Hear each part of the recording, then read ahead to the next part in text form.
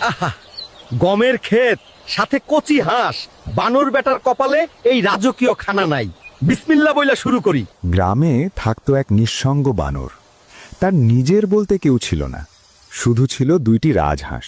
ওরাই ছিল তার পরিবার, তার হাসি, তার বেঁচে থাকার কারণ। প্রতিদিন বানর আদর করে হাঁস দুটোকে খাওয়াতো, রাতে কুটিরে আগলে রাখত, আর সকালে মাঠে নিয়ে যেত সবুজ ঘাস খাওয়াতে। একদিন দুপুরে মাঠের পাশে রাজহাঁস ঘাস খাচ্ছিল। পাশে আম গাছের নিচে বানর বসে থাকতে থাকতে ক্লান্তিতে বানরের চোখ লেগে গেল।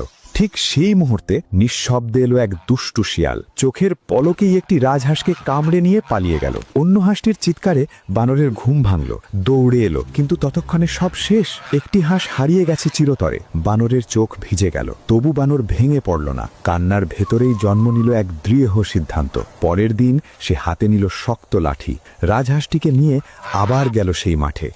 ইচ্ছে করেই আম গাছের নিচে বসে চোখ বন্ধ করে রইল। শিয়াল এলো আবার, আর ঠিক তখনই এক ঝটকায় বানরের লাঠির আঘাত। দুষ্টু শিয়াল নিস্তেজ হয়ে পড়ল মাটিতে।